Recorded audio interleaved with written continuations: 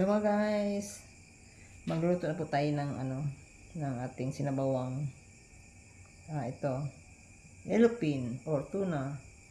Ayan, mayroon tayong Chinese pichay, talong, saka malunggay, saka takot, sibuyas lang, saka yung dahon lang kasi lang natira sa ko, sa rep ko. Yan, diba? Kahit walang kamatis, tuloy pa rin ang sinabawang tuna or yellowfin. Ayan. Tara guys, magluto na po tayo. Ayan guys, maglalagay na po tayo ng ng sakawali ng tubig. Ayan, mga 3 tasa.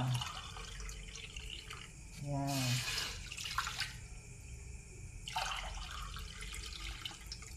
Two, 1, 2, 3. Yan. Tawa yan sa sa sinabawang tuna. Tapos, lalagyan natin na yan ng sibuyas. Sibuyas puti lang. Walang kamatis guys. Yan ang kabili kanina. Yan na lang. Yan. Puti. Saka itong sibuyas na sabay lang natin sibuyas dahon. Ayan. Sunod po natin paglagay si tuna or yellowfin. Ayan.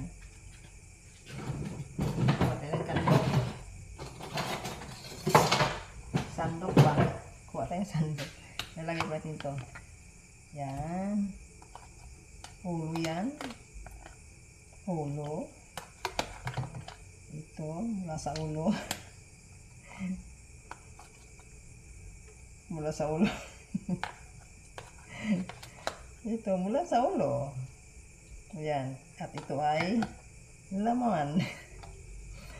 Ito ay mula sa ulo din yan. Tsaka ito sa laman ng ulo. Ayan. Tapos maglalagay po tayo ng bitsin. Lagyan mo natin ng bitsin, ha?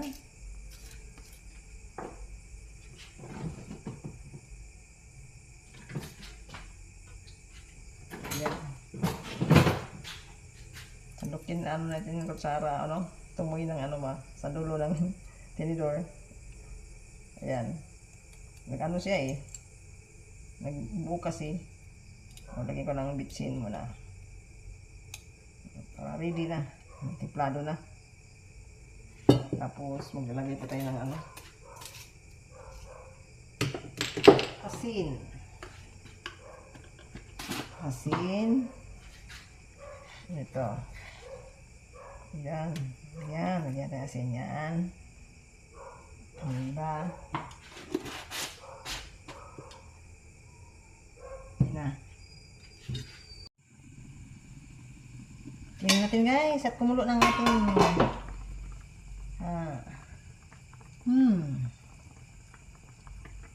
yellowfin or tuna. Ayan. Mga 5 minutes yung pinakulo guys. Kalo ko talaga. Sunod naman natin paglagay ang yung talong. Ayan ang talong.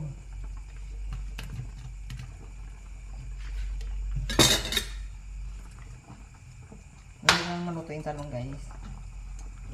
Maluto tayo ng talong ng sinabawang tuna or globo yellowfin para laki yan. Ayan. Yan, templado na siya lahat. Kaya ganoon ko ng bitsin tsaka asin yan. Ayan. Maglalagay pa tayo ng muna paminta. Maglalagay tayo paminta.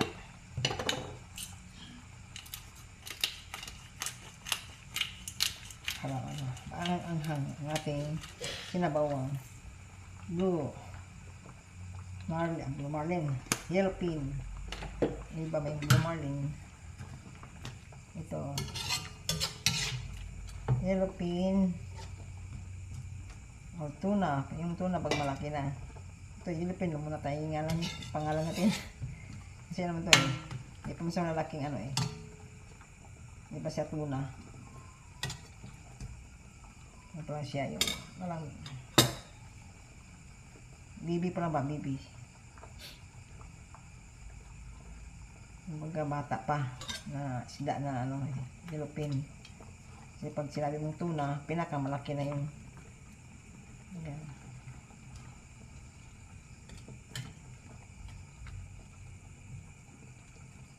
Ay, gulay.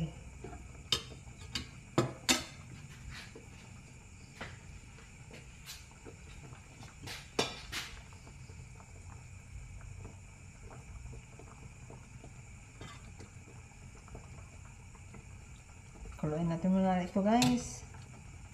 Kuluin muna natin ng ilang minuto. 1 minute. Bago natin ilagay yung ano natin. Yung isang gulay pa. Yung tatlong gulay ito. Hinahalo ko dito. Talong. Tsaka ano. Yung Chinese pechay. Kaya yung malunggay. Natawag na moringa. Moringa daw. Yan. Kasi natin palagay si ano yung ihapok natin ito ano yung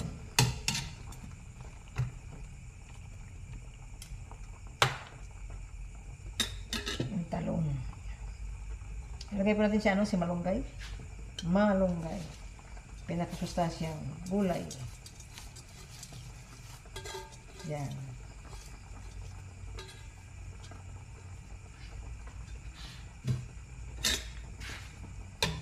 Ang tama yan pag ang talong ay ano na siya, luto na siya, half-cook lang.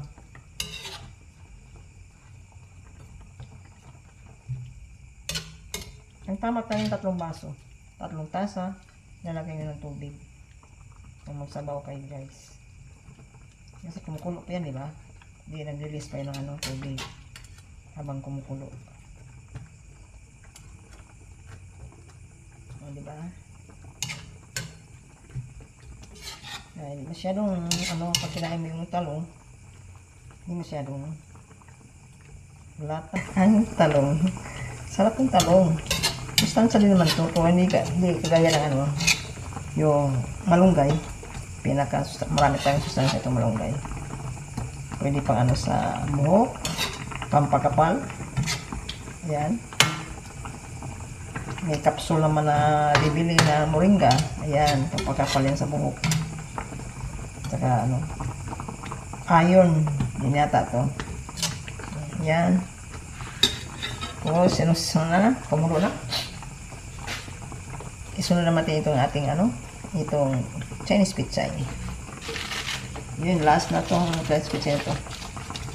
Ako yung mamalingki na talaga. Ayan. Wala na akong gulay sa rep. Inubos ko na. Ito na yun ang last na ano, gulay na Chinese pechay. Tsaka yung talong. Yan na. Diba? Meron tayong sinabawang yellowfin or tuna with gulay. Ayan. Itong ano na to, hapukin to. Itong ating Chinese pechay. Sarap pag matong-lutong, di ba?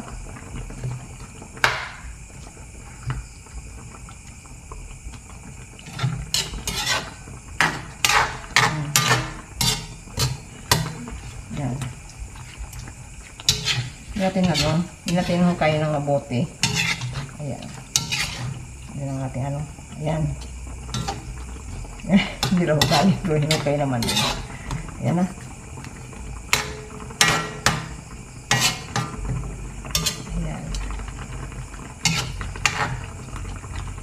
Tapos na guys, ang aking sinabawang yellowfin or tuna with gulay. Ayan na guys. Okay na. Thank you for watching guys. And don't forget to like and share and subscribe my YouTube channel, Luz Menda Cory.